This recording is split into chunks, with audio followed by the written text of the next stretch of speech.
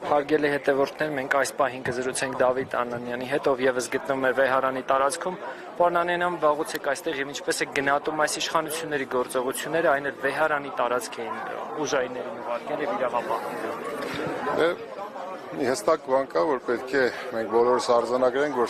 սա իրավական գործընթաց չէ, ակնհայտ քաղաքական նպատակադրումներ հետապնդող գործընթաց է։ Հետևաբար մենք ականատես ենք լինում երևի թե վերջի մի քանի տասնյակ տարիների ընթացքում մի աննախադեպ երևույթի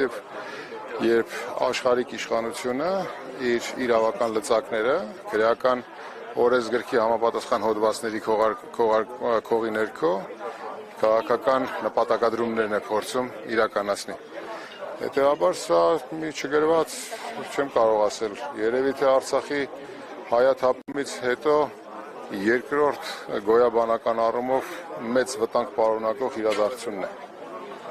Դուք կապ տեսնում եք Նիկոլ Փաշինյանի այցի հետ Թուրքիա եւ հետո այս գործողությունների ինտենսիվացման եւ նաեւ այս ամենը սկսվել էր ամենայն դեպս ժամանակագրորեն Փաշազադեի վայրահաչոցներից հետո հայրաքելական եկեղեցու վերաբերյալ։ Գիտեք, վերլուծություններն են այդ անմիջական կապը վերհանում, ոչ թե տեղեկատվական առումով, այլ բնականաբար վերլուծական մակարդակում մենք կարող ենք ասել, որ այո, թերևս Նիկոլ Փաշինյանին այնտեղ ուղղակի տեքստով ասել են, որ ինքը ոչ մենակ քաղաքական առումով վերընտրվելու կամ իր իշխանությունը վերագտնելու հնարավորություն ունի էլեկտորալ, այլ նաև ինքը չի տիրապետում ներքին իրավիճակին եւ կարծում եմ, որ ինքը հիմա ըստ էության այդ ամեն ինչ անում է, որպեսզի ցուցադրի նախ արտաքին իր հովանավորներին, որ ինքը Հայաստանում ըստ էության կարող է բռնաճնշումների միջոցով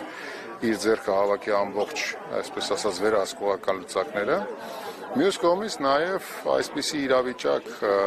պահպանելը նաև որոշակի հաշվարկներ է պարունակում։ Չի ասի, որ այդ հաշվարկները 100%-անոց հաշվարկներ են, դրանք բնականաբար անորոշ պայմաններում եւ նաև շատ դեպքերում հակասական հաշվարկների արդյունք են, բայց մենք տեսնում ենք, որ նպատակներ կան, որոնք նպատակադրումներ կան հստակ եւ այս ամեն ինչը ծառայում են այդ նպատակադրումներին։ Թեև հաշվարկները կրկնեմ 100%-անոց չեն, ճշգրիտ հաշվարկներ չեն։ Ինչ անելիք ունեն այստեղ ընդդիմադիր ուժերը, որովհետև միայն արձանագրել իրավիճակը համաձայնեք, որ այդքան է քաղաքական ուժի ֆունկցիա չէ։ Բնականաբար այն ինչ որ մենք անընդհատ ասում ենք համախմբում, այստեղ արդեն ոչ թե քաղաքական ուժերի համախմբման մասին է խոսքը, այլ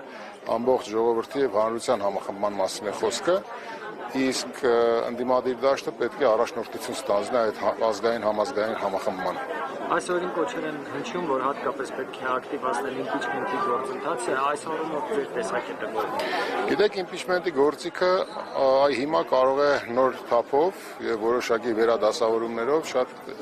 իրական բան հանդիսանա։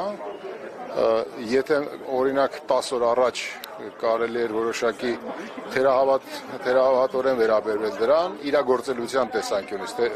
ոչ մեկ չի վիճարկում այդ գործիքի կարևորությունը։ Այդ իրագործման առումով, եթե կար թերահավատություն, հիմա նաև իրագործման առումով կա որոշակի հետաքրքիր իրավիճակ, այդ առումով կարելի է օգտվել թերևս այդ իրավիճակից։ Գործողությունները վախի մթնոլորտ ստեղծում են, որ մարդիկ արդեն վախենան հատկացնել, տեսնելով, որ նույնիսկ զրկազանների նկատմամբ։ Չգիտեք,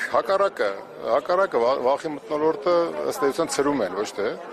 եւ իրենք ամեն ինչ անում են, երևի թե առանց այսպես ասած գիտակցելու կամ նույնիսկ վաբանկ գնալով, ինչ որ մի չափով նաև գիտակցելով, որ կարող է այդպիսի անբարենպաստ բան տեղի ունենա, ըստ էության իրենք ամբողջ ժողովրդին այս պահին կոնսոլիդացնում են եկեղեցու շուրջ։ Եվ հնարավոր է այս գործողություններով նաև փարատվի են համընդհանուր անտարբերության եւ վախի մթնոլորտը։ Իդեպ այս օրերին վստահաբար տեսել եք այդ ձայնագրություններ եւ այլն Բագրատ Սրբազանի հետ կապված, դրանք այն ֆոնն են ստեղծում, նաեւ միջազգային այս գործընկերներին են փորձում ցույց տալ, որ Հայաստանում հեղաշրջման փորձ են կանխել եւ բոլոր այն մարդիկ, ովքեր աջակցում են օրինակ Բագրատ Սրբազանին կամ մյուսներին,